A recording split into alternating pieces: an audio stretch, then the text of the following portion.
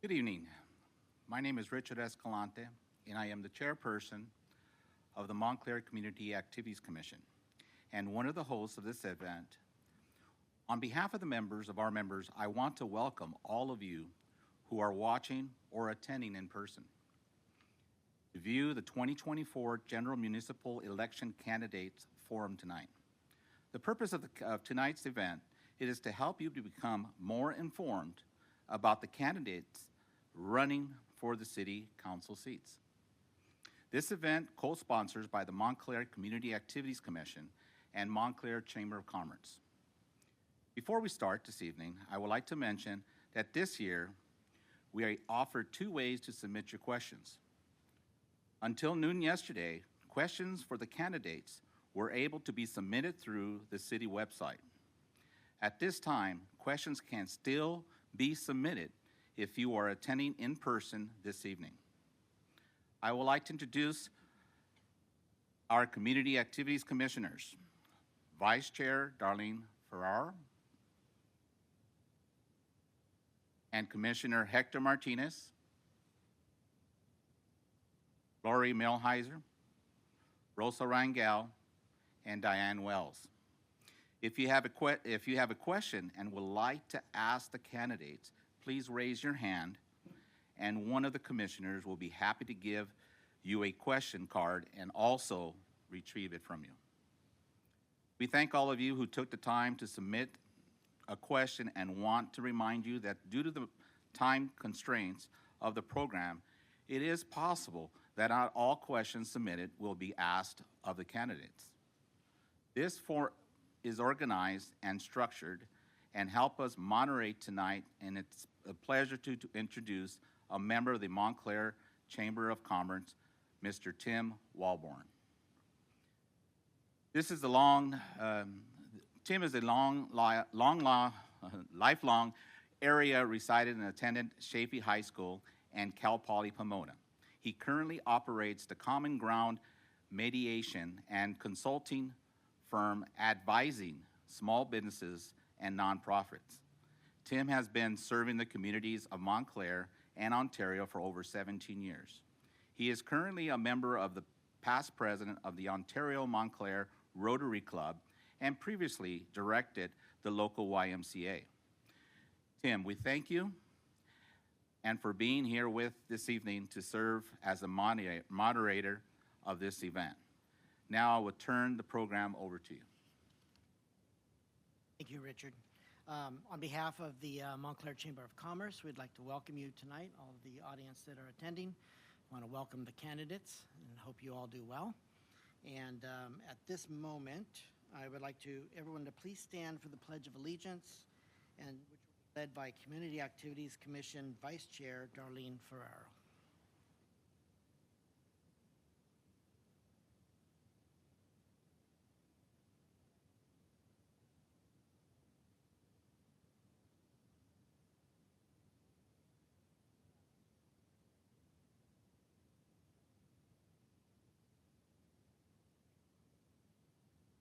Darlene. Okay, I'm going to go over kind of the format of tonight's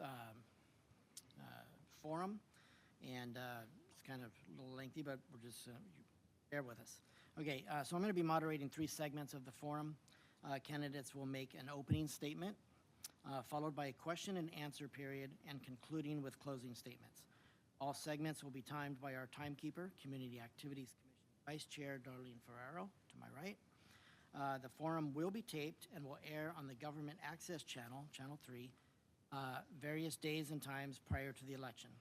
For your convenience, a flyer with air dates and times is available on the campaign literature table located on the west wall. The forum can also be accessed on the city's website and Facebook page and YouTube channel. All of these viewing options will be available on October 21st, 2020.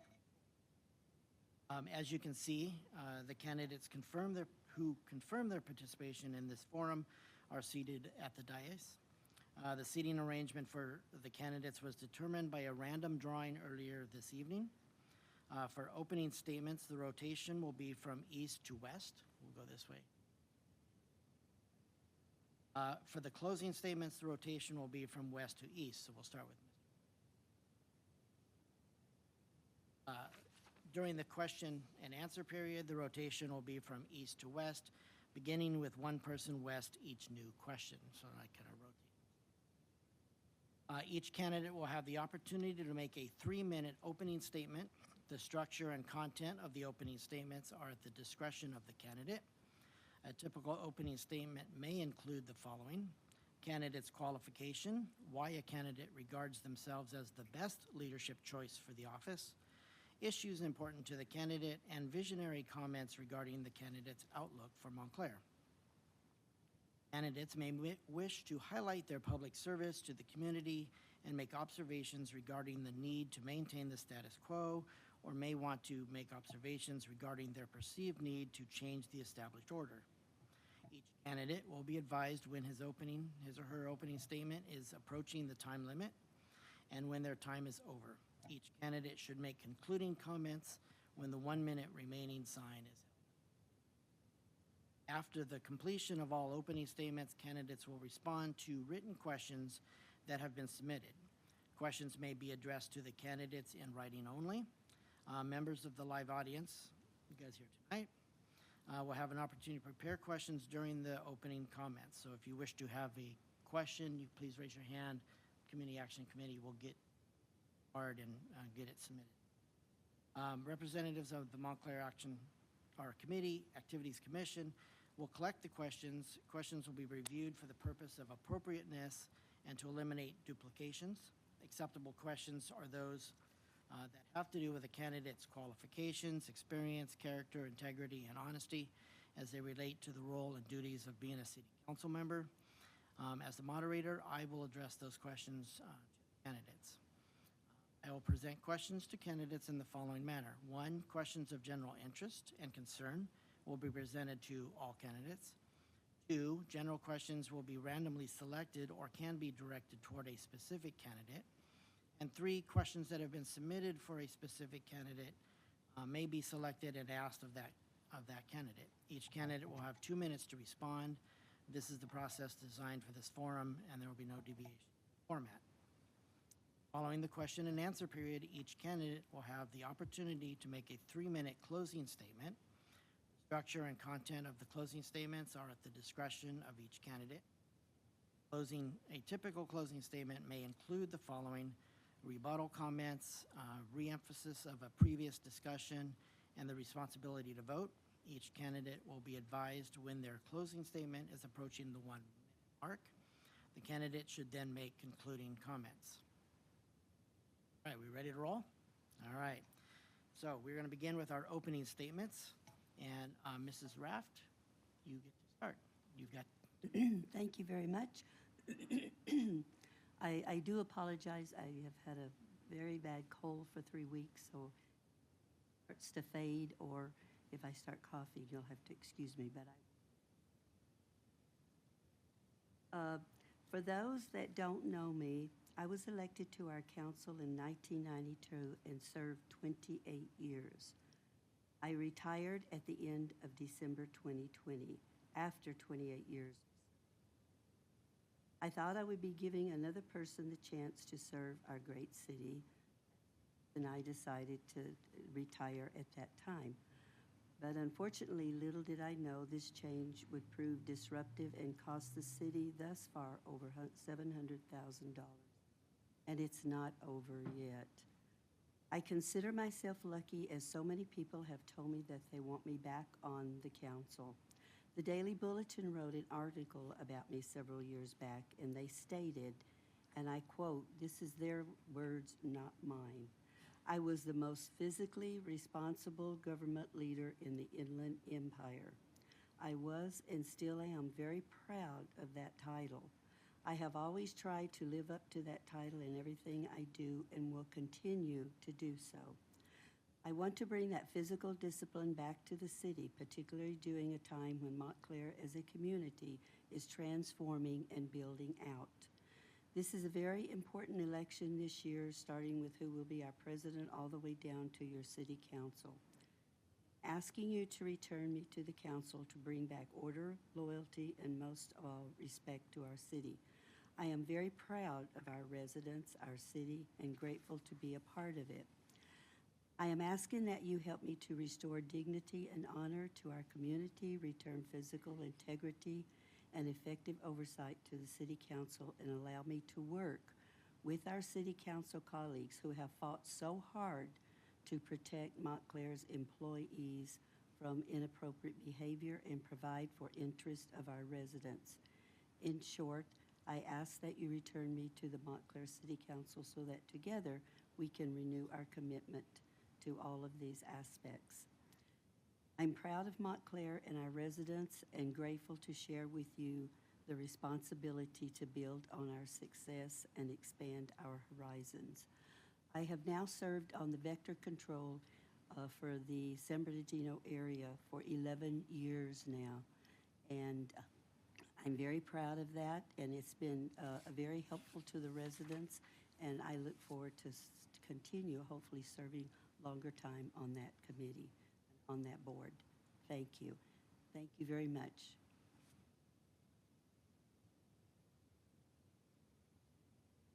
There you go. Ms. Johnson, you have 3 minutes. Thank you, Mr. Walborn. Hello, Montclair. I suppose you're wondering what qualifies each of these candidates to be a council member. So I'll just take a moment to let you know what I think I have done that qualifies me to do this job. It has been my privilege to serve the Montclair community for the last 30 years. During those 30 years, I have addressed many of our collective issues. So just a few, I served on the Montclair Community Activities Commission from 1993 to 1999. So I'm kind of having flashbacks because I used to be on that side with Community Activities Committee. But this is one of the things that the Community Activities does. It also serves the social and recreational needs of our community because being playful is important. I was the vice chair of the Neighborhood Partnership of Montclair from 1996 to 2002, helping young families acquire housing and helping seniors maintain their homes because home ownership is important. I served on the Montclair Planning Commission from 1999 to 2019, working with the Planning Department, my fellow commissioners, to ensure sustainable developments because ensuring that we have a city that is without blight is important. I was appointed to the Montclair City Council in February 2019 and elected to the City Council in 2020. And that's important because living in a city that is well-governed, including being fiscally sound, is important. I have applicable business experience. I spent 40 years working in healthcare administration, and during that time, I learned the importance of responding quickly and calmly to crisis, and I bring that leadership role to this council. I do believe that small businesses are the backbone of our economy. That is why I have spent over 5 years as a volunteer managing the day-to-day operations of the Montclair Chamber of Commerce because healthy businesses is important. Most recently, I've worked with the Montclair High School students, helping to ensure that they are well prepared and they have all the skills they need after they graduate. Those students are important because they are our future leaders. Residents of Montclair, I am honored to be your voice in Montclair because you are important. Please re-elect me, Tenice Johnson, for Montclair City Council 2020. Thank you. Thank you. Mr. Lopez, you have 3 minutes. Thank you for hosting this event tonight. To those of you in the audience and those watching, thank you for taking an interest in something so important and coming to hear us candidates tonight. I am Ben Lopez, your councilman. I'm a lifetime resident here in the city. I think there's only 2 of us on council that can say that, myself and Mr. Rue. It's a privilege to live here all our lives. I've been involved here since I was 13 years old, and that's 35 years ago. And I actually had committee meetings in this room on the Youth Accountability Board. My family, the Lopez family, is one of the first families here in Montclair that lived on Monte Vista Avenue before we were incorporated, and it was called Monte Vista. So we got deep roots. I played ball here. I went to Margarita Elementary School here, which is no longer in existence. I work here. I serve here. This town has been good to our family, so we serve and we give back. 35 years of civic involvement include the Youth Accountability Board, helping first-time nonviolent offenders get proper rehabilitation and get their offense expunged and get them back into the community and find them jobs. I served on the Citizens Fire Advisory Committee in the late 90s, early 2000s, and I was a 6-year Little League coach from T-ball all the way up to 13-year-old kids, teaching them how to play ball and keeping them off the streets and in something good. That way they are not caught into any riffraff or trouble. My grandfather's name is on the wall of this building because our family, again, like I said, we have deep roots, and he served in the military, and he's one of 30 or 40 individuals on that wall because they took pride in Montclair. My father serves on the Monte Vista Water District. This city has been good to us. It's been gracious to us. We've given back. And in return for that, a lot has been accomplished in the 4 years being on this council. I will continue to make efforts to help make the streets safe, provide adequate police, provide adequate fire protection, make sure our parks are fully kept up, that they're safe and clean. Let's make sure that we have safe streets. We've made major investments in streets, from signage to striping to repaving. We have alleys that were completed in the past 4 years, and we have new flashing stop signs. We have a lot that we've accomplished, but there's plenty more, and we'll share that in a little bit further in the discussion. But I am asking for your vote and consideration. After hearing all the noise said about me, you will see that I have a record that is to be proud of. We've accomplished much with myself and my colleagues. We still managed to get things done, and that will continue to happen if you restore me for another 4 years to help serve you and give you, the people of Montclair, a seat at the table for bringing effective change. Thank you so much. Thank you. Mr. Mendez, you have 3 minutes. Greetings, Montclair neighbors, friends, city staff, candidates, Community Activities Commission, and the Montclair Chamber of Commerce. Thank you for all your help. I have been either a resident or an employee of the city of Montclair my entire life. No, I didn't live here my entire life, but I worked here during that time that I didn't live here, so it was like I lived here. You can just ask Ed Starr. I had the privilege to serve this community for 29 years as a member of the Montclair Public Works Department. I'm proud of my dedicated service to the residents, community, and businesses of Montclair, and have always kept their best interests at heart. As a public works superintendent, I oversaw multiple public works divisions focusing on the maintenance and the beautification of our city. I am confident my managerial experience and institutional knowledge gained while working with the city of Montclair will be an asset as a city council member. As a manager, I worked hand in hand with other city departments. God bless you. Goals and objectives to the city. The lasting relationships I built with the members of these departments will be beneficial in strengthening our city. As a superintendent, I was responsible for the operations budgets of the Public Works Department and was always a stickler for getting the most for our dollars. I believe in pride of ownership and work hard, and that hard work is key to maintaining the infrastructure of any city. Growing up in Montclair, attending all the local schools, and working for the city has given me a set of unique qualifications. Working at the city in multiple positions has made me a well-rounded person who can identify with all the different departments in the city. I understand the needs of the people and am willing to listen and help address any concerns. What are some of my objectives and what is important to me? Like any resident, homeowner, or business owner, I'm always concerned about my investment. I want to make sure this city continues to run smoothly and that the quality of life in Montclair and surrounding communities continues to improve. Measure L was voted in 2020 to help preserve all of this by keeping public safety a top priority and investing in staff and infrastructure. Tax revenue is very important to maintaining any city, so having developments that fall in line with the community's desire is vital to the city and its future. I am not the only choice for the City Council in Montclair, but I know you will not find someone that genuinely cares about the city's residents, business owners, and the community more than I do. A successful campaign is dependent on wide support from within the community and from individuals and entities outside the community that share the vision to do what is in the best interest of the city to move it forward. I continue to believe I am that person. I respectfully ask for your support and endorsement in this endeavor. Sincerely, and God bless. Thank you. Thank you. Okay, we are now going to begin general questions.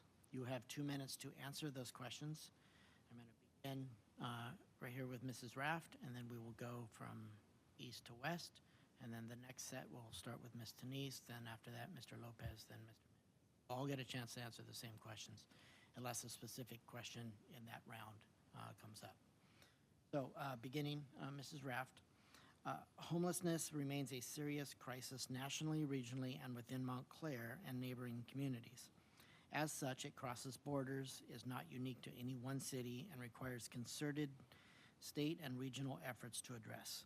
What solutions do you offer that would help to address this issue in Montclair and the region? You have 2 minutes. During my previous years on the council, our programs have been a model for the rest of San Bernardino County.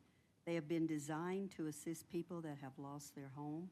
Unfortunately, due to our economy, this continues to get higher.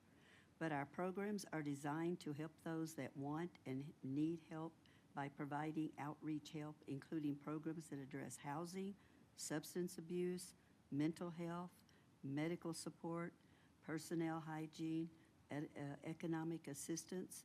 But unfortunately, sometimes there are those that refuse the city's help. And even though they are able to support themselves, they resort to crime, and I will work with our police department to remove them from our streets. We don't need this in Montclair, and we have a gentleman that works for the city named Gabe Fundario. He does a wonderful job on this program by helping the homeless and getting the help that they need.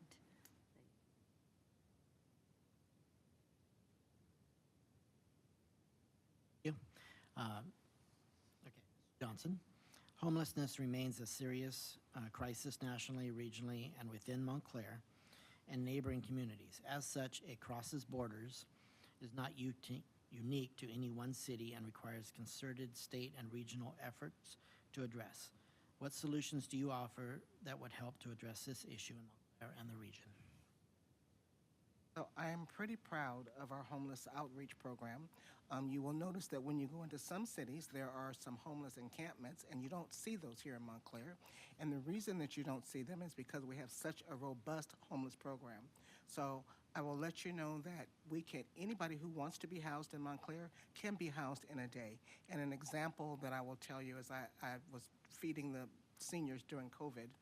There was nobody there but me and Ms. Richter, and we were taking care of lunches for the senior citizens. And when I handed the lady her lunch, and she was preparing to drive away, she said, "Would you pray for me?" And of course, I'm like, "Okay, now tell me why." And she said, "Can you pray that I find a place to live?" And so it was a Friday before New Year's. The city was closed. Our staff were not here, but that woman was on my spirit, and by Sunday I couldn't help myself. I reached out to the code enforcement officer who was responsible, and he said to me that Sunday afternoon, he said, "If that lady wants to be housed, I can house her. Just if she came for lunch on Friday, she'll come to lunch on Monday. And when she comes on Monday, you hold her there, and I will come and talk to her." And I'm very happy to say that 75-year-old lady who was living in her car during torrential rains she doesn't live that way anymore. She lives in a house. It's not her house, but she has a bedroom of her own, and there are other senior ladies who live there with her, and they share common space. So that's what we do in the city of Montclair for our homeless population. And when I've talked to other elected people from throughout the state, and I tell them how robust our program is, they look at me in shock because they never heard of anybody or any city who does what we do. And we will continue to do that. We will continue to broaden and expand that program so that every single person who wants help here in Montclair will get it. Thank you. Mr. Lopez.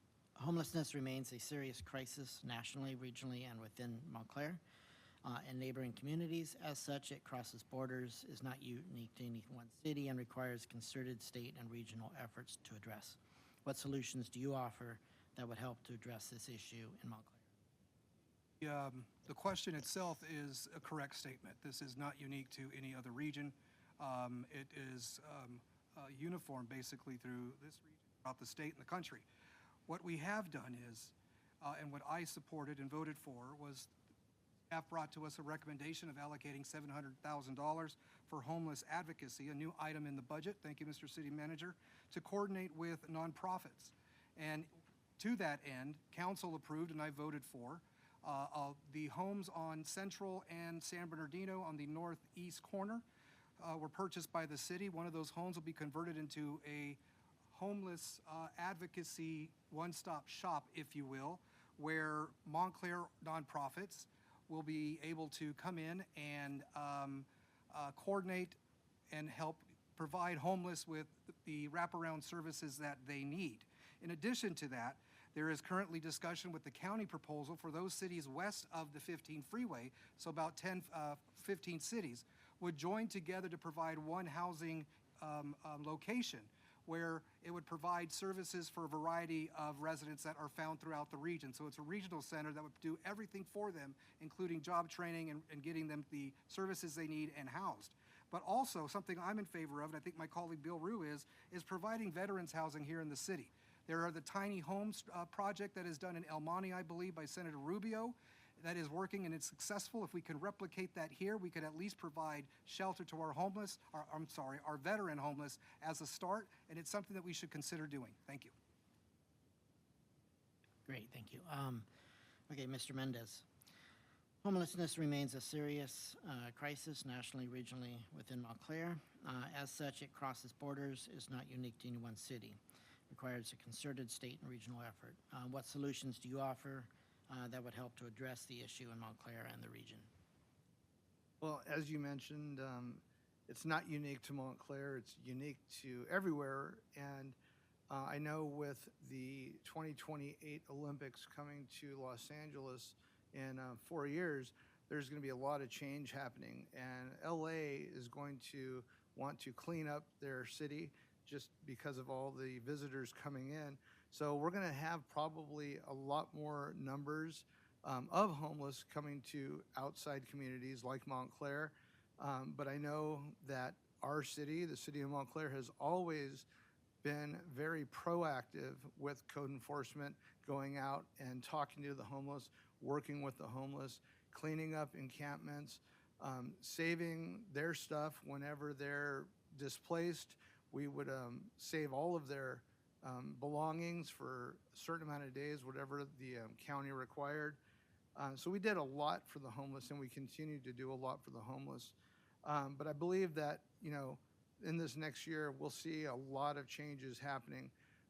Right now, the economy is starting to see some changes, and with inflation so high, you're going to start seeing greater numbers, I believe. So I think, Montclair being proactive like this will be a good thing, and hopefully we'll be able to help control this and hopefully find the right answers for these questions that every city has. Thank you. Thank you. Okay, so if it's okay with the candidates, I'm going to read the question once rather than reread it each time. If you do need the question reread when it gets to you, if you're like at the end, and just let me know and I'll reread it. But that way, we have quite a few questions submitted, and we want to try to get to as many as possible. So that way, it'll cut some time out. Okay. Okay. So this one, we start with Ms. Tenice or Ms. Johnson, and the question is, what do you propose to do to enhance safety in school zones and our streets? Well, one of the things that we have been hearing from our local schools for some years now is that they really wanted to have a police presence at the school sites. And sadly, each time I asked for that, what I heard was, well, we just don't have enough staff. So we have worked really hard to change that for the police department. So at the time that I became a council member, if my memory serves me correctly, I think we were short 7 to 10 officers. And so what I and my council colleagues have done is we've come up with a program to make sure that we could have lateral officers here in the city of Montclair. I do believe that our police department is now, not only is it fully funded, but it is, I believe, it's fully staffed because of the programs we have done. And we will continue to do that. We will continue to support our police department because they are the ones who protect us. When we call 911, we expect police and fire to show up. And in order for them to be able to do that, they have to have the bodies to be available. So I think in answer to your question, sir, what I propose to do is to make sure that we have the right staff to handle the problems in our community. Thank you. Mr. Lopez, you have 2 minutes. Thank you. Here in Montclair, unfortunately, we had an incident a few years ago regarding a young Johnny Macias who was killed at Vernon Middle School. And since then, many parents from both the Ontario side and Montclair have been pushing for better safety around school sites. So that led to the Safe Routes to Schools booklet or policy that we adopted, and it literally is this thick.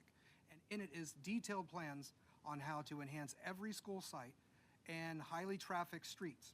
What has happened is, of course, we have 180 new flashing stop signs that we are the envy of other cities who actually want them. Chino, Ontario, and Upland wish they had them. We have them.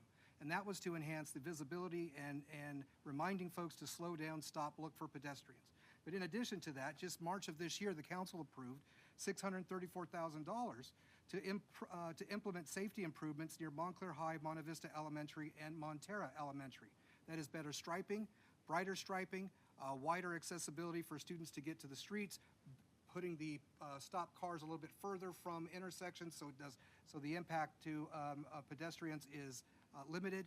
And then we've also did some improvements at Orchard and Monte Vista, Orchard and Central, with some new walking paths, some restrictions on temporary parking when you drop off kids, etc. And that is something that we've done. That plan is just those items rather, are just a small part of the whole plan that is soon to be implemented. And with that, I know that that was part of the 17 or 15 projects that the city accomplished up to date of January of 2024. And there's more to come. So we need to build on that so that way we do not have another student in this city killed because we didn't have adequate safety at our intersections and our streets. Thank you. Thank you. Mr. Mendez, you have 2 minutes. Well, school zone safety has always been very important, and the city has always tried to work with the school districts, either the Ontario Montclair School District or the Chaffee School District. Unfortunately, there's some concerns usually about dealing with these school districts because they operate their own departments and they fall under the state, not locally. They don't have to follow all the same rules that we have to follow. They don't have to follow our inspections. They have their own inspectors that go do things. So it's always been a problem with the traffic around schools in the morning and in the afternoon. And they put all that on the city and for them to figure out how to fix that. Unfortunately, it's not always going to happen. I know that they do put police officers at the high schools. Well, we only have one high school in Montclair, but and they used to have them at the junior highs. And it is nice to have those. And right now, the Montclair Police Department has full staff, and I believe they're working with schools right now to make sure that if they have any needs, that they'll help them with that. As Ben mentioned, the sidewalks safety to schools, sidewalks to schools is a big program. Yes, the city budgets a lot of money for that, which is a great thing. Striping, signs, retroreflectivity for the signs, and then the flashing stops are all very beneficial to trying to help prevent any accidents of happening around schools. But really, it's the people that need to pay more attention that are driving, and it's not always just the cities that is responsible. It's the people that are driving around and dropping off their kids. So people just need to pay better attention to where they're at and what they're doing at that time. Unfortunately, kids don't walk to school like they used to. Everybody is driven and dropping off, and it makes things a little tough. Thank you. Thank you. Mrs. Raft, you have 2 minutes. I was approached the other day by one of our residents, and she mentioned that at the school by her house that the parents do take over the streets by picking up and dropping off their kids, and the traffic comes to a stop at that point, and it makes it very inconvenient because they try and figure out a way to get back to work, or they have errands to do, and it's very difficult. So hopefully in the future, working with the police, that something like that can be sort of addressed. I was so very happy to see that the stop signs with the flashing lights, I've thought about those for a long time myself, because I think they really do help because they really draw your attention. I hope in the near future that if on the council, or if I'm not, the council too, that they continue to come up with ways to help the schools to prevent some of this that's going on with the parents, because they really do cause a very big inconvenience. Or nowadays, to be safe, they have to take their kids to school, but still, it's a very big inconvenience. You? Okay, this round starts with Mr. Lopez. You were finished, yeah? Yeah, okay. I'm sorry. Okay, Mr. Lopez, what do you propose to do to enhance safety? Oh, I just read that one, sorry.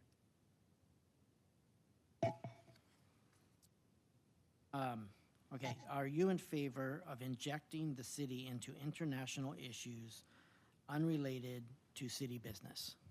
You have 2 minutes. I know the question is in relation to an item that started in March of this year and was decided on April 15th of this year in these chambers. And it was over the conflict in Israel and Gaza. The council wound up voting 3-2 to adopt a resolution stating that any issue that it does not pertain to the locality of Montclair, we would not take a stand on. We would just stay out of it. And I was perhaps one of the most vocal and supportive of that adopted policy. I am not in favor of the city getting involved in taking positions on international issues or issues that don't necessarily pertain to Montclair. Now, we can take issues on state issues because the state, actually by the Constitution, the state Constitution, we function as a result of the power the state gets us. So we can take action on state issues or city issues. But international issues, it is not up to the 5 members of the council to, as a body, to inject their opinion into those matters. Individually they can, but as a body, no. So I'm in favor of removing ourselves from that, following Claremont's lead and several other cities. It's just best. Thank you. Mr. Mendez, you have 2 minutes. Am I in favor of injecting the city into international affairs? Not necessarily, just because if it affects our city, then yes. But if it does not affect our city, up here we're nonpartisan. So we're not reflecting on our political views. So I think we should stay nonpartisan unless, like I said, it affects our city. Then yeah, we'll discuss it at that time. But as far as anything, as Ben mentioned, they did pass a policy saying that they would not be involved with any type of international or foreign affairs. So I agree with that. And that's all I have to say. Okay, thank you. Mrs. Raft, you have 2 minutes. Thank you. No, I'm not, I don't believe that we should get involved unless it does affect our city. Our city has no influence on that type of matter. We're a small city, and as they were talking about the group that wanted, I was here. I know that the group wanted us to make a resolution to support one side or the other, and that's not a good thing because, like I said, it didn't affect us. Plus, we have so many different nationalities in Montclair, and if you go into something like that, then you're going to upset one side or the other, and that can cause a big conflict. So I was happy to see that the council, which I agreed with, to not get involved in anything like that that did not belong to, that affect the city. Then that would be a different matter, but no. Thank you. Mrs. Johnson, you have 2 minutes. So I think as local leaders, we have some very important things that we need to do.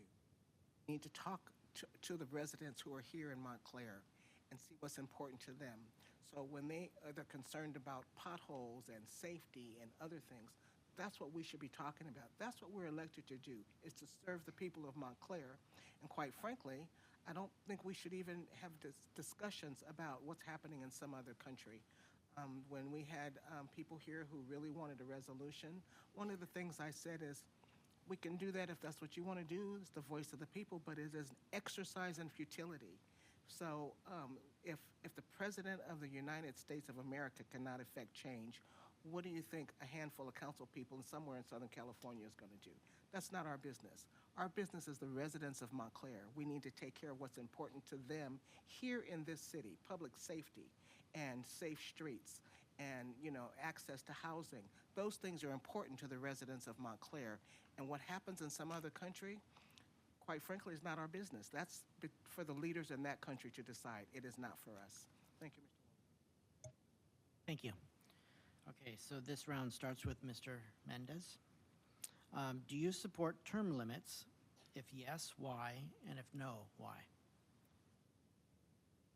Well, I assume you're speaking about term limits for the city council. I would assume so, yeah. Okay. Yes, I support term limits. Like right now, they're 4-year term limits. But if you're asking term limits that where after 20 years, you step down, I don't. As long as the people are voting for people to be in here, then that's what the people want. So no, I don't support term limits unless, that's what the community wants. Okay, thank you. Mrs. Raft, you have 2 minutes. Thank you. When it comes to the city council, I agree. I do not think that we should have term limits because you can have someone on the council that is doing a great job, that the people really appreciate and that they really believe in what they're doing. And therefore, the people should have that opportunity to continue to vote for them. If they don't think they're doing a good job, then they have that opportunity to vote them out of office. And that's a good thing about our democracy. So if a term limits in some parts of the government, I believe might be pretty much okay because there are some people that are running that I have seen in some of the higher up government that really maybe should have retired. That because of their health situation and things, and they don't. But locally, no, I don't believe in it. Okay, thank you. Mrs. Johnson, you have 2 minutes. Walborn. So I don't believe in term limits, and here's why. When somebody leaves a position, whether it's on the local council or if it's in a business or wherever they are, somebody who's been there for many, many years has institutional knowledge. And when they leave, they take that institutional knowledge with them. And then you have a new person who has to start learning all over again. So I think the best way to do it, and I believe the way the Montclair Council does it, is that our terms come to an end at different times. And if the people choose to have a new person, they'll bring a new person on. But there are still some seasoned people who will be left in the council that can kind of guide the new person. So I think having that knowledge and understanding the history of our city and understanding all that we have done when we start talking about how we grow and how we maneuver forward, it's important to have seasoned people on the council. And of course, if the residents decide, we'll bring on some new people. Okay, thank you. Mr. Lopez, you have 2 minutes. When we discuss, when it's mentioned institutional knowledge, I believe the greatest example in this city with the wealth of institutional knowledge is one of them sitting right there in the front row, Councilman Rue, and the other is Mayor Dutre. And yes, they have over 20 years of experience on this council, and it took a lot of time for them to learn the front and back sides of the workings of this city. It takes a great benefit when you've lived here for so many years as well. I would shy away from term limits on local elected officials. That said, I don't intend to be here on this council for 25, 30 years. That would put me in my mid to late 70s. But perhaps for those that are asking and are interested, perhaps a compromise can be offered, and we could do what Arcadia does, and that is if you serve 2 or 3 terms consecutively, you have to step back for an election cycle for 4 years, and then you can come back and run again. And that might be an alternative solution to that question. But as of now, no, I do not support term limits for local electeds. However, if it goes to a vote of the people, let the people have their say. Thank you very much. Okay, so this round starts with Mrs. Raft. The Montclair City Council has censured Benjamin Lopez, and the mayor has asked for his resignation. We continue to support a censure to protect the City of Montclair employees from future sexual harassment. Thank you. I know a part of the story of Mr. Lopez, and he was censored, but he hasn't completely lived up to what some of the things he was supposed to do, like as far as taking ethics. And I know he took maybe some, but the ones that the city ordered, he did not have. Still, to this day, has not done it.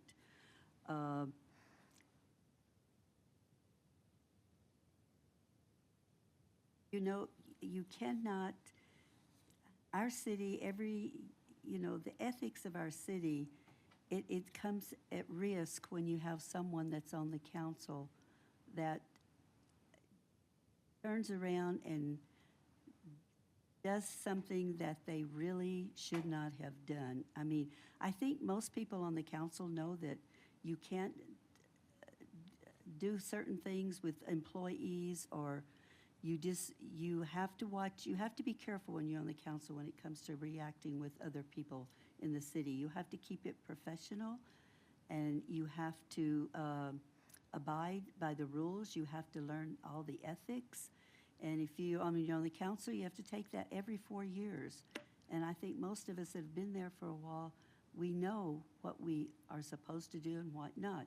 If he had had his ethics class like he was supposed to, then he probably, maybe, hopefully might not have done what he did. All I have to say. Okay, thank you. Ms. Johnson, you have 2 minutes. Thank you, Mr. Walborn. So I do support the continuance of the Lopez Senior. I think one of the most important things for Montclair residents is to have a group of staff who feel safe and comfortable to do their jobs. So what I am concerned about is that when our employees have been harassed, that's a problem. They can't really do the job that they are supposed to be doing because of the harassment that they have been through, and that's not acceptable. And so I really think what's best for the residents is we need to make our employees happy, and employees being harassed, that doesn't work for them. That wouldn't work for anyone who was just trying to do their job and then they're being harassed. So in answer to your question, Mr. Walborn, yes, I would support that we continue this. Okay, Mr. Lopez. Yes, thank you. First of all, I will say that because this is ongoing and existing litigation, legal counsel and attorneys have highly recommended that certain things not be made and statements be made, and that is customary for individuals on both sides of a lawsuit not to make comments.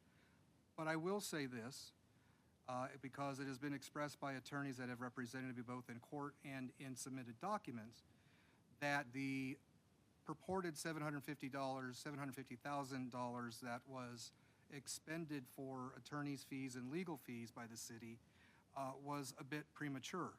My attorneys talked with the other opposing attorneys, stating that the cases, it's out now one case, by the way, it's been consolidated into one, and half the charges have been cut in half.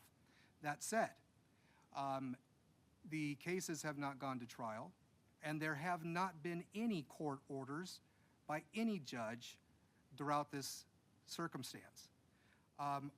So what the council did, I think, is a little bit premature, because last I checked, someone is still innocent until proven guilty, and I have maintained my innocence by filing a statement to that end in court.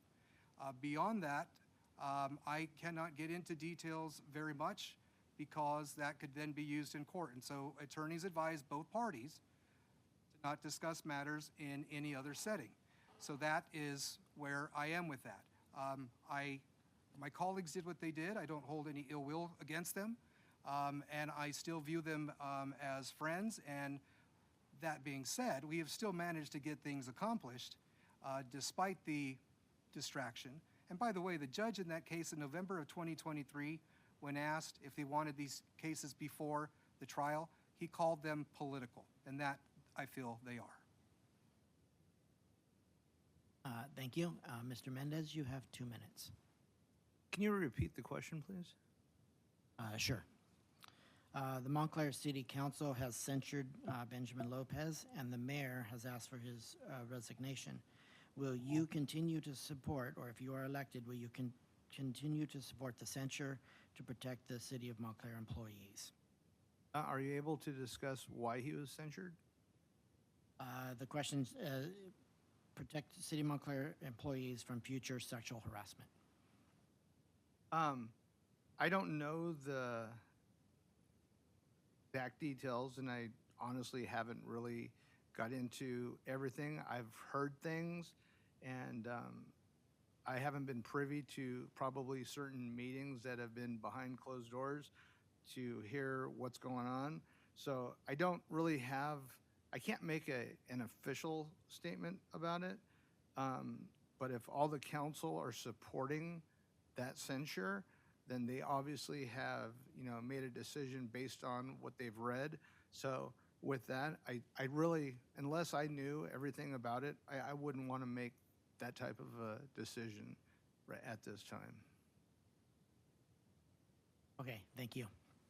Okay, so this series of questions, beginning with Ms. Johnson, are individual questions that were submitted for individual candidates. So each one of you will actually have a different question as we go through. So Mrs. Johnson, in your candidate statement, you identify several priorities for Montclair, including access to housing, robust police and fire departments, safe streets, clean parks, thriving business community. Which of these priorities do you consider paramount, and what is the rationale for your choice? And also along with that, what do you feel is your top accomplishment in the last 4 years as a city council? That was a mouthful. Can you please repeat the question? I'm sorry. No problem. And I won't even take 2 minutes off you. Okay, so in your candidate statement, you identify several priorities for Montclair, including access to housing, robust police and fire departments, safe streets, clean parks, and a thriving business community. Which of those priorities do you consider paramount or top priority, and what is the rationale for your choice? And along with that, what is your best achievement in the last 4 years?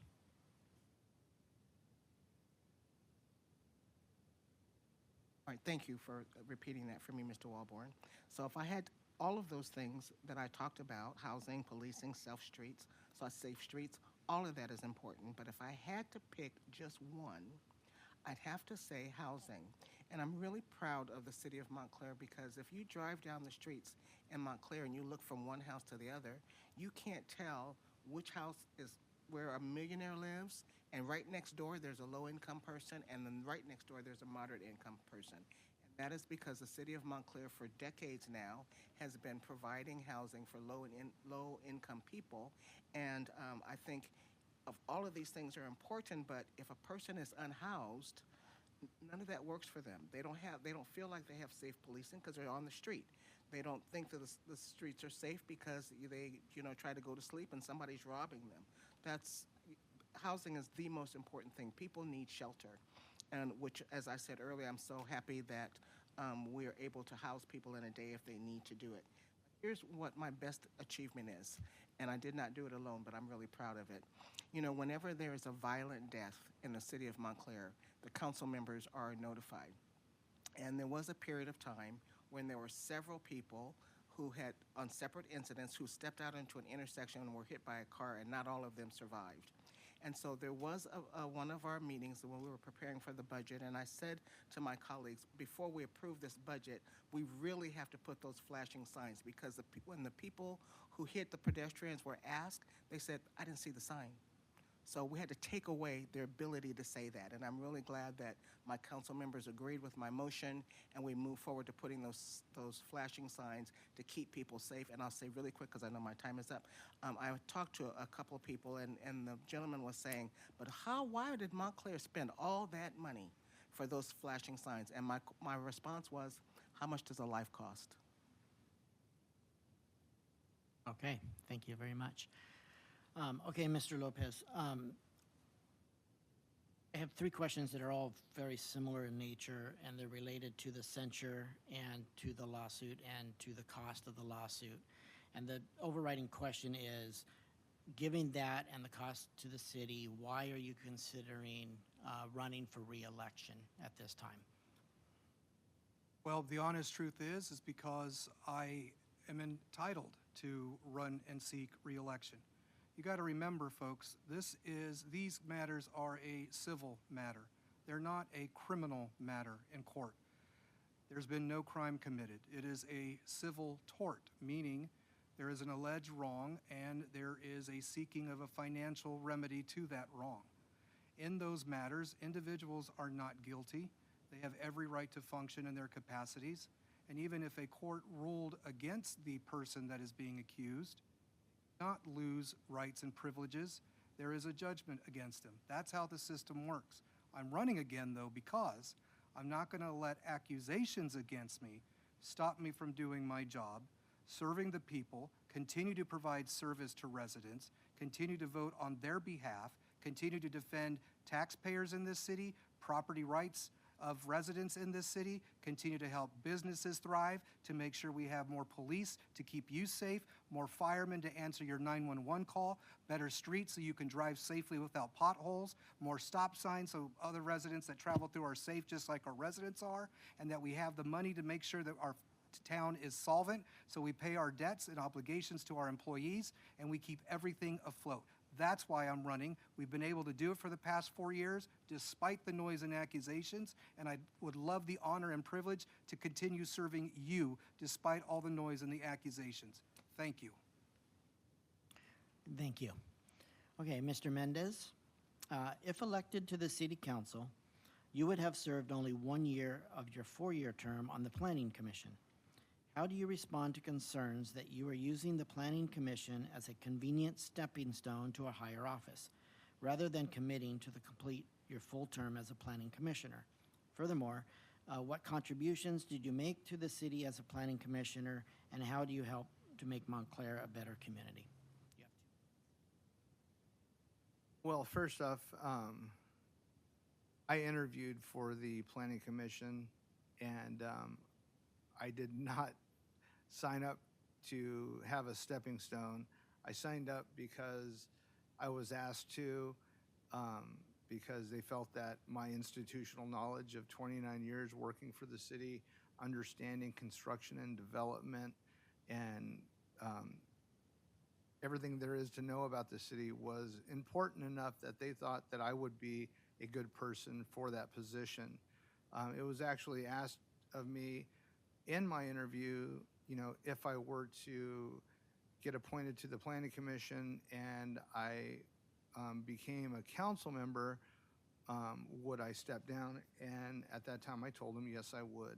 And the same thing. The Planning Commission is a wonderful commission to be a part of, and I appreciate every bit of it. What have I done to benefit the city of Montclair? I've reviewed all the agendas that we've received. I read them thoroughly. I look at the plans. I make decisions based on my knowledge and what I believe the people would want in this city, and I ask questions. So I think that anything that I've done on the Planning Commission has been fair, but nothing specific that comes to mind, that I would say it was a great accomplishment, as, being on the Planning Commission. But no, it's not a stepping stone. I've been a resident here my whole life, pretty much, and worked here for a long time, and I want to do what's best for the community, the residents and business owners and the city staff, and that's why I'm running for city council. Okay, thank you. Okay, Mrs. Raft. In the past, the Daily Bulletin has referred to you as a fiscal hawk. If you are reelected, how do you plan on monitoring the city's fiscal expenses and revenues to ensure that the city remains fiscally solvent? 2 minutes. Thank you. Yes, because the Daily Bulletin called me that because a lot of times when it comes to expenses, I would question something to find out exactly why we were spending that type of money for that situation. And is that we do our budget every year. As a matter of fact, we do a mid-budget and a yearly budget.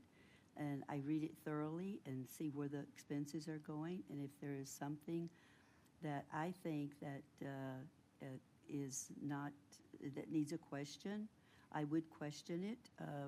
Mr. Starr does, all the departments do the budget every year, and Mr. Starr brings it to the council. And the city is, when I read the city is doing a great job when it comes to their budgets. They have plenty of money to take around, to spend on the city. We have all these programs. If we didn't watch the budget and keep an eye on it, we, like some cities, we wouldn't be able to produce all these programs that we do to benefit the city of Montclair. And I think Montclair is doing a great job when it comes to all of our programs, everything that we are involved in with the city. And I think Montclair is one of the greatest places to live of the whole surrounding cities.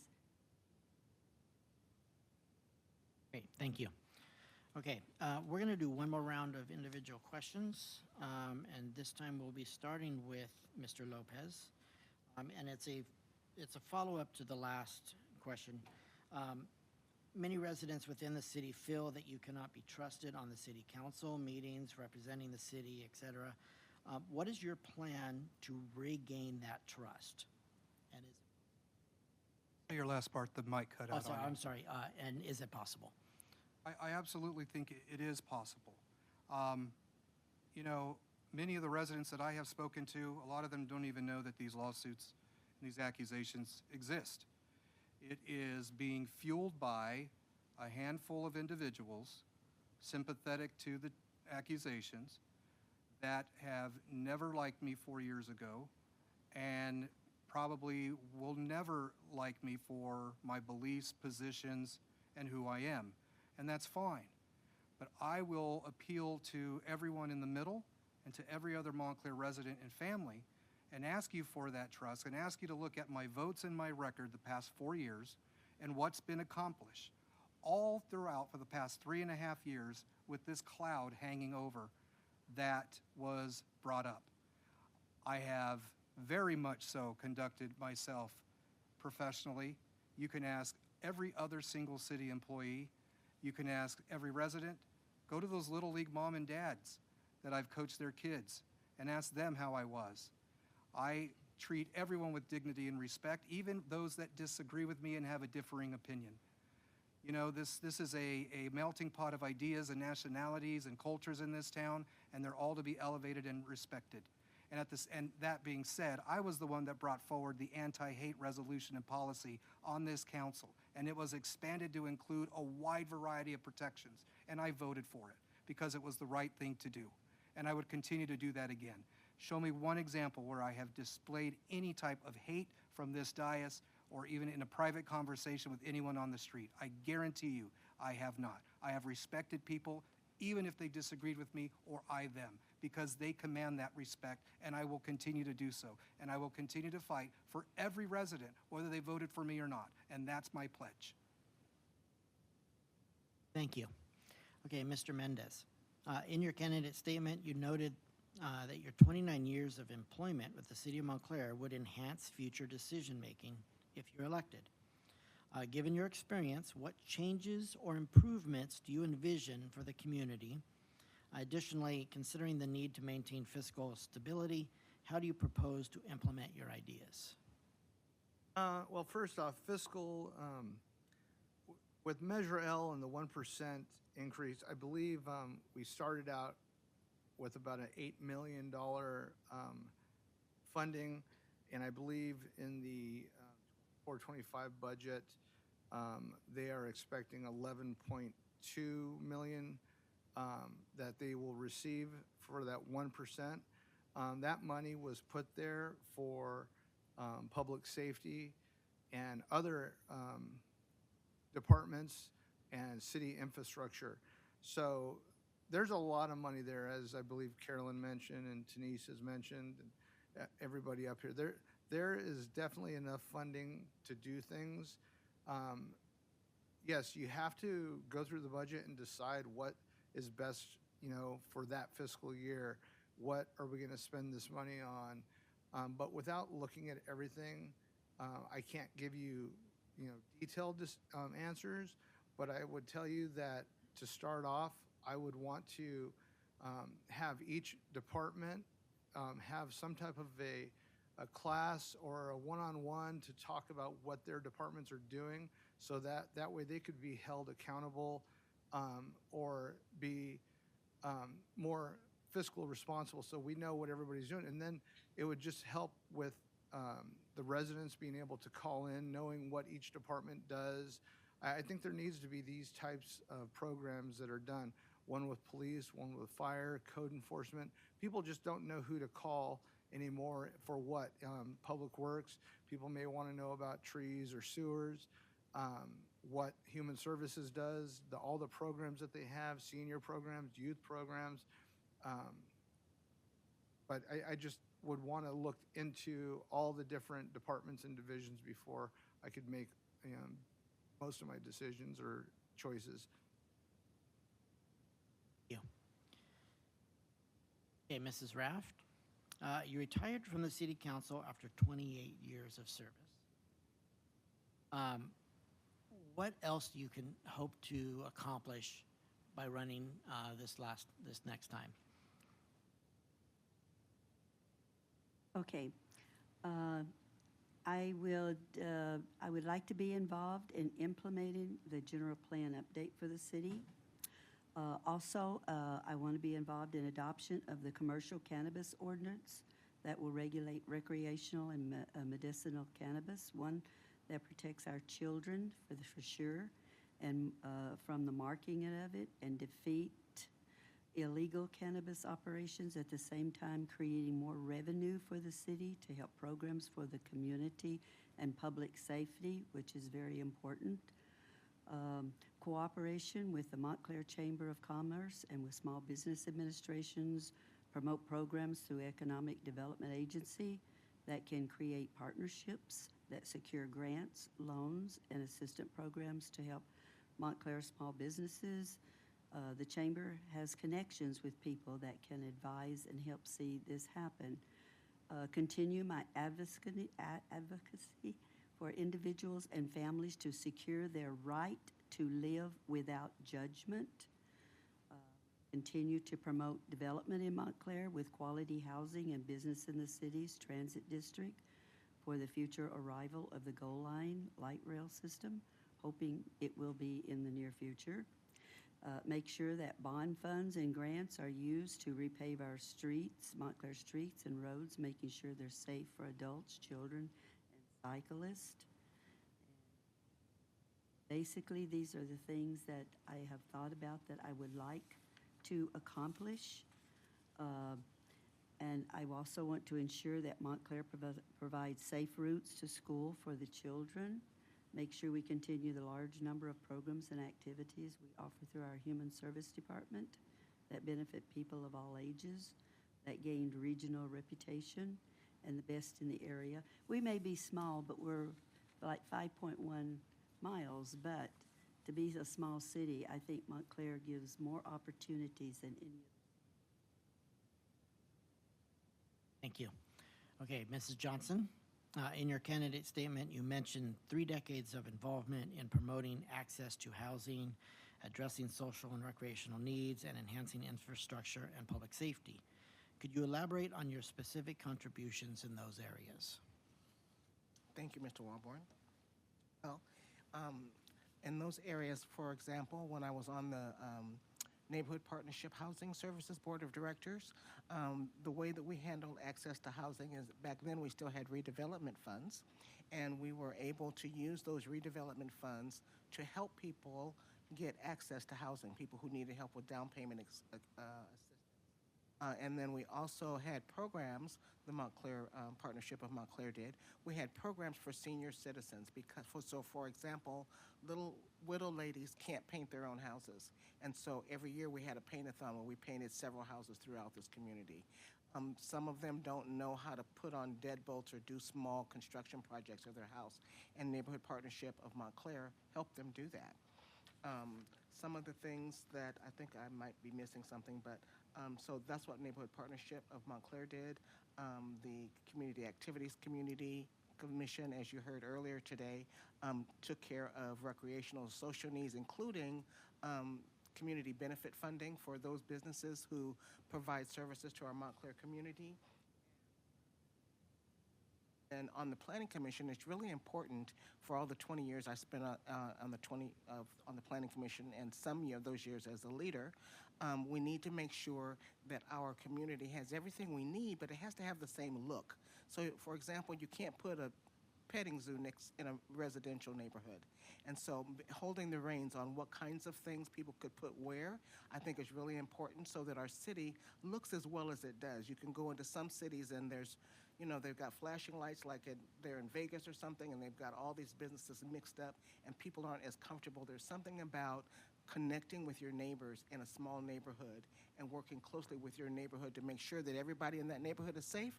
I think that's important. Did I answer your question, sir? Thank you.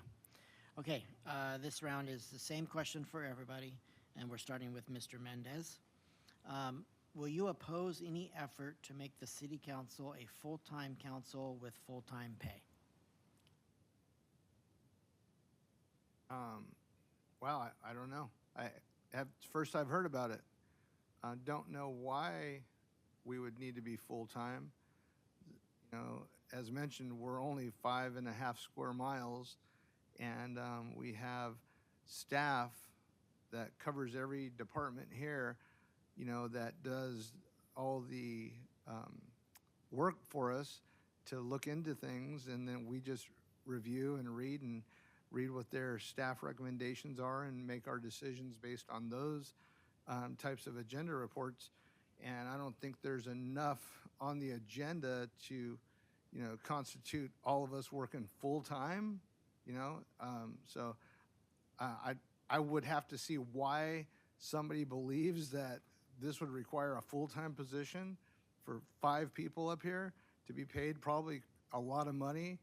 And so until I saw it, I would have to, you know, I couldn't make a decision on why. But yeah, I couldn't see there being any reason to have a full-time council in a 5.5 square mile city. That would be, I just need to see the details. Okay, thank you. Mrs. Raft, you have 2 minutes. Thank you. I don't think we need to be full-time. I don't think our budget would sustain that kind of money for us to be so. There's a lot of times when we have our council meetings that it's just so short meeting because there's not that much on the agenda. And it would be, to me, it would just be a waste of the people's money and also a waste of our time because there's just not enough, since we are small, to keep us enough that would come forward to the council in order for us to be able to have it be here full time. It's just not reasonable. Okay, thank you. Mrs. Johnson? Thank you, Mr. Walborn. So I can't understand why we would be full-time. So as of the last census, the city of Montclair has about 40,000 people who live here, a little over. So in some large metropolitan areas that they have districts, and each one of their districts might be that big. So that would make sense for a large city to have that many people to be full-time. But we're not full-time. We are at large, and we serve our entire community. And I can't imagine if we were to be made full-time based on what has happened over the last almost 4 years as a council member and now almost 30 years working in various programs. I can't imagine what we'd be doing full-time. And we certainly, I don't think that's something we should be adding to the budget. So no, I don't think that we should be full-time. Thank you. Mr. Lopez? Yeah, I will concur with the other candidates and my colleague, Ms. Johnson. This position should be a labor of love and a labor of service back to the community. I believe the only city nearby that perhaps has a full-time council position might be the City of Ontario's mayor. With the other exception, I don't believe there's any other locality that has a full-time council. No, it just simply would not be prudent for us to go to full-time council. This is a way to give back and to do so with prudent, sound policies and fighting for residents. That said, I'm opposed to even going full-time, knowing that we have employees who are fighting for adequate pay raises, benefits, covering themselves and their family members until that issue is resolved and we can solve the retention issue and letting employees work here and retire out of here, as opposed to hiring them and then 6 months to a year fleeing to another agency or another line of work. Until we can get that fixed and the investment we put into training and hiring employees, then I might consider it, but that'll never happen. So until we get the employee issue fixed, let's not even discuss this issue. Thank you. Okay, this will be the final question, and then after that, we'll have closing statements. Okay, so this one, as we look at the current council members, and Ms. Raft, you're starting with this. So, as we look at the current council members and the new candidates, we see a disparity in ages. What can be done to promote more youth involvement in city issues, as well as more modern and effective communication within the younger community? And in parentheses, I love the maturity and expertise of the council members, by the way. So they're not, they're happy with you, but how can you get more youth involved in the community? One thing I think that would help to get the community, the youth, is maybe the city could think about having a program that the kids could get involved in to learn what all the council members do, what the city entails, and learn about what it is to go into budgeting, to get an education in the matter of city, the functions of the city.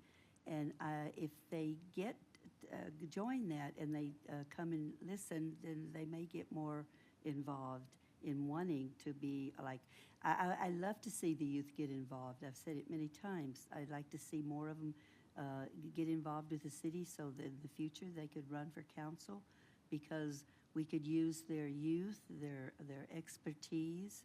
And let's face it, there's a lot of very smart young people out there, and some of them have great ideas. And it would be nice to kind of put those ideas. And I'd love to see more of them coming to the council meetings. Unfortunately, they don't do that. But I've said that for a long time. I think if more women would get involved, then they would learn to stay involved with the city and express their opinions. Thank you. Ms. Johnson, you have 2 minutes. Thank you, Mr. Walborn. So I think what we need to do is we need to meet people where they are, because everybody's different, and so we need to go.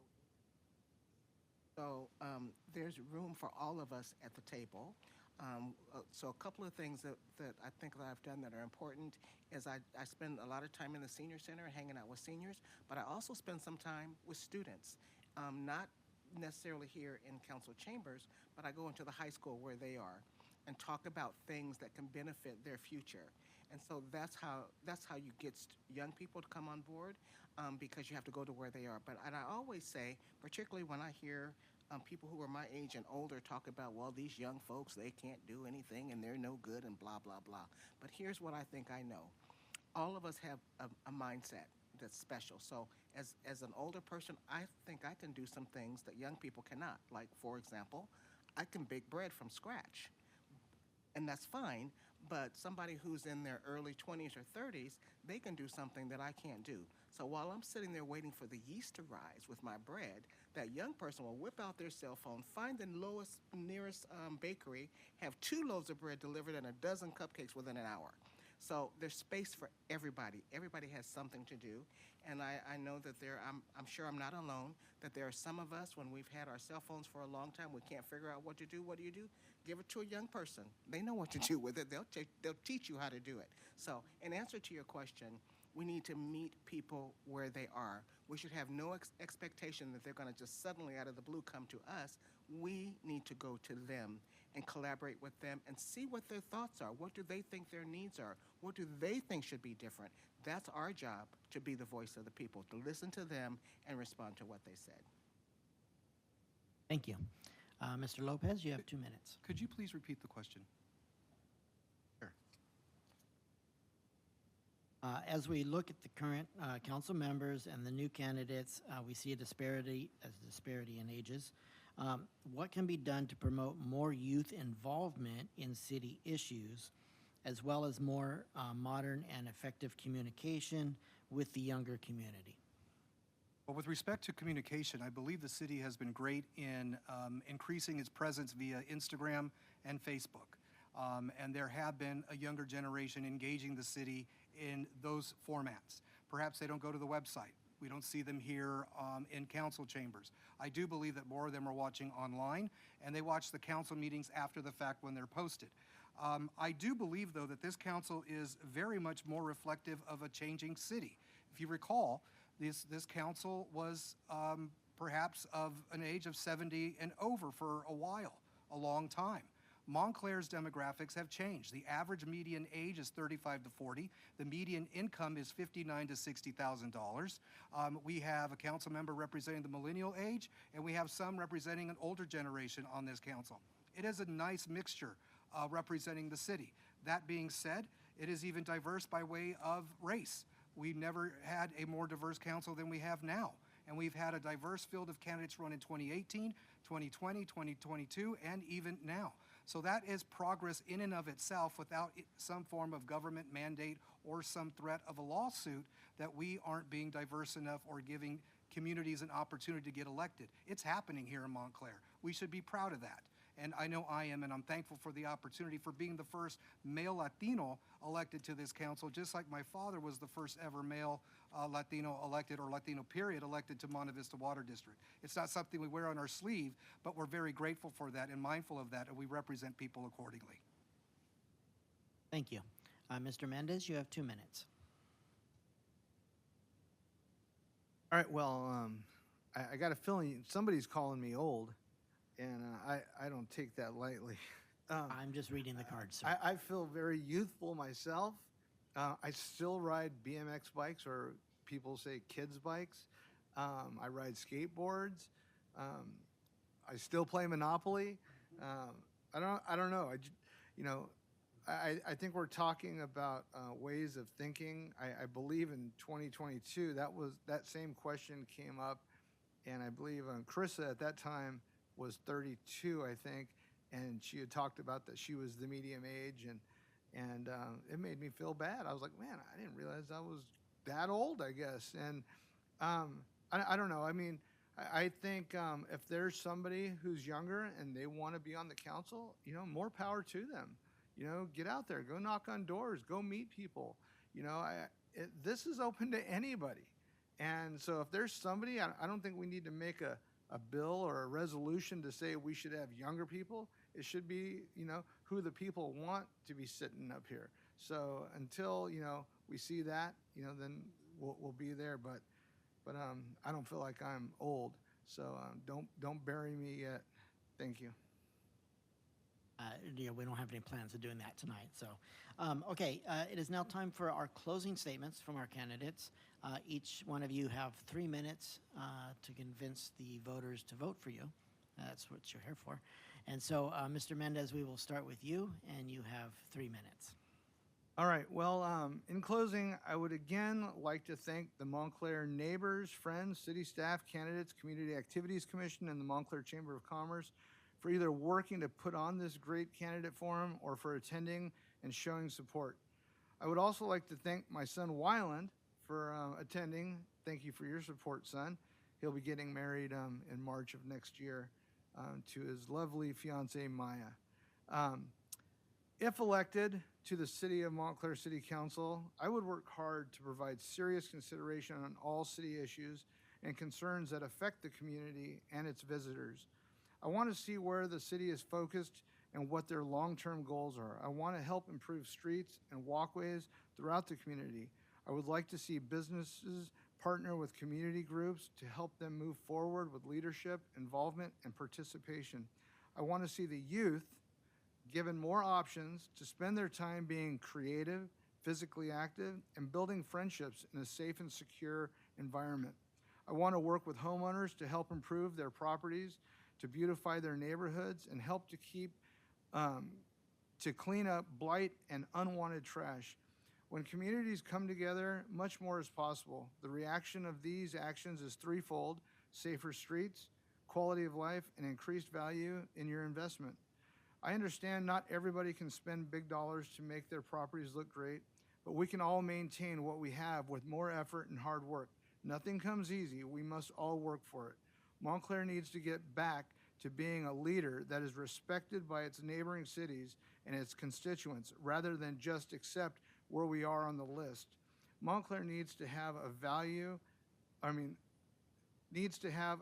that businesses and potential residents can see and drive them to this region, rather than it just being closer to work or more affordable than the neighboring city. Leaders of Montclair must understand how it is possible to achieve and understand. It doesn't happen overnight. In the long run, the city needs to get back to some of its grassroots and create the succession planning that seems to be misplaced. Measure L will bring approximately $11 million according to the 2024-25 city budget. It was voted in to help preserve all of this by keeping public safety a top priority and investing in its staff and infrastructure. Again, I'm not the only choice for the city council, but I know you will not find someone that cares more about the city and the residents and business owners and the city employees than I do. Thank you very much, and I hope you get out there November 5th or vote early, and maybe you'll see me up here. Thank you. Thank you. Mr. Lopez, you have 3 minutes. Thank you, CAC, Mr. Walborn, for hosting this event and putting this event together to provide the residents of Montclair an opportunity to see the candidates and view where we stand on the issues. As I stated, I'm Ben Lopez. I'm your city councilman. I'm humbly requesting your vote to continue the progress that we have made in these past 4 years. Montclair is not the same city it was 4 years ago. We have expanded. We are bigger. We're better. As a matter of fact, we have new developments in the southern end of the city coming. We have 180 new flashing stop signs, 12 new officers, over 8 new firefighters. We're restoring our medic squad to provide better response times for you. We paved streets in the southern end of town. Saratoga Park has a $2 million investment coming, along with more. All the other 11 or 12 parks in the city have plans to be redone, made safer. We've got grant monies saving residents over $40 million, with the chance of having another $85 million coming on the way. There is plenty that we've accomplished, but there's plenty still to be done. I am asking you, clearly, this team of council members can work together, despite whatever differences you may be told. Look at our voting records. I have a 95% voting record with my colleagues. We get things accomplished. I'm asking for that continuance of progress to happen. I ask that you give me a seat at the table so it provides a seat for you at the table. We need to provide protections for property owners, for residents, for those visiting in town. We got to boost our investments into our infrastructure, which we did. We have 17 projects completed in the last year, totaling $8.1 million. Progress that is visible, that is tangible, that you paid for and asked for through Measure L. We also need to look at what is coming in the future, and that is the marijuana issue. Marijuana will be debated in the next year. An ordinance will be adopted.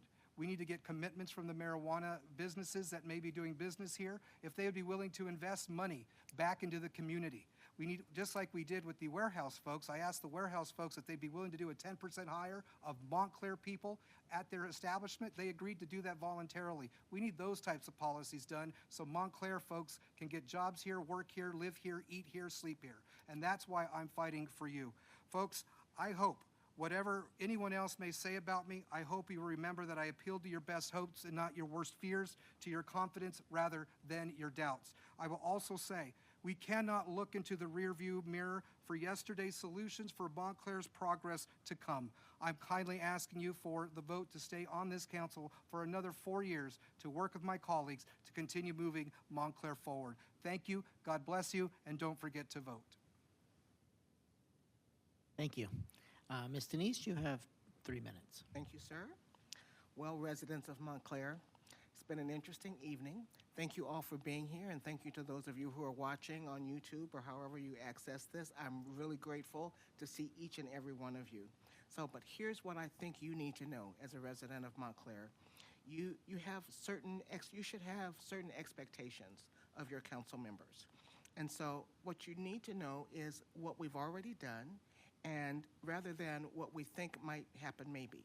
So you should have an expectation that your council members have demonstrated support for students in this community. You should have an expectation that your council members have demonstrated the ability to work collaboratively with city manager and staff to ensure that the needs of this community are met. You should have an expectation that your council members have demonstrated a high level of integrity and business acumen. Your council members should be supportive of local businesses. Your council members should collaborate with outside agencies to help meet the needs of Montclair community. Your council members, most importantly, should be open and available to you.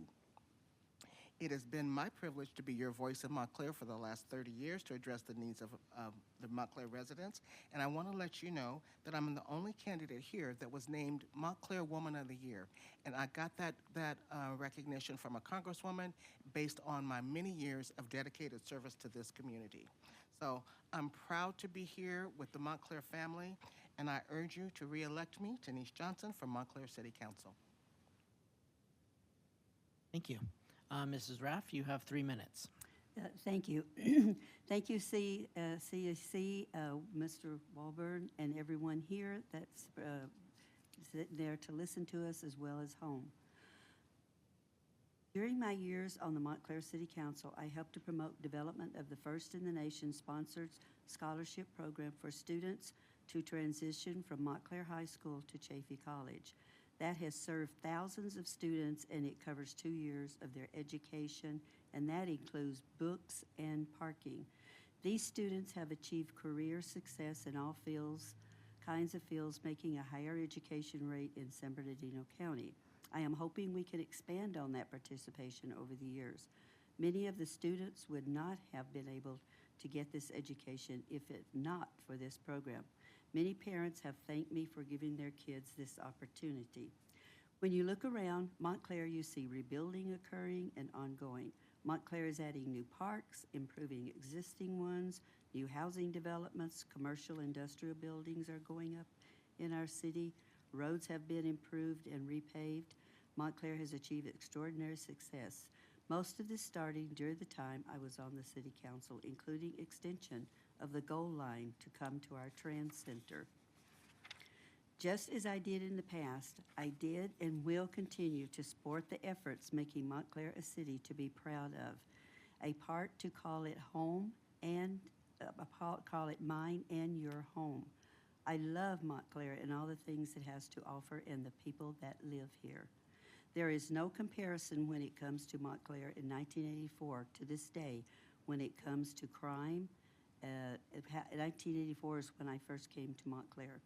When it comes to crime, development of businesses, people being proud of where they live, and everything that's offered to this day. I'm sure some of you remember this as I do. This is the reason I ran and got elected in 1992 to help make these changes, and I'm very proud of what Montclair has become. And fellow constituents, it's not done yet. There's more to come. But we must keep our reputation and honor as a city and as a council members and do away with any tarnishment. I am asking for your support by voting me back into office on Carolyn Raft on November the 5th. I thank you and may God bless you all. Thank you.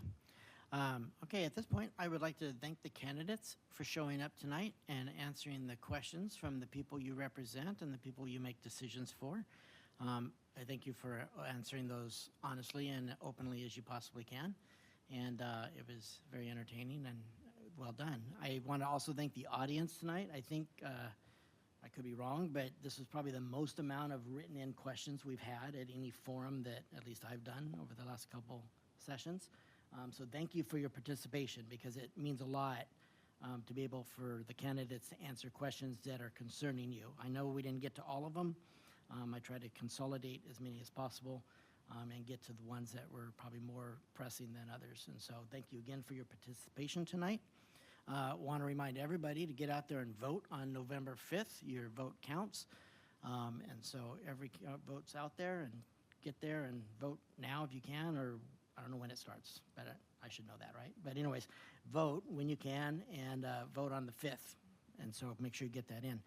On behalf of the City Council Candidates Forum is hosted by the Montclair Community Activities Commission. The Montclair Chamber of Commerce, and refreshments were provided courtesy of the Women's Club of Montclair. Thank you all for attending, and wish you all a very happy evening.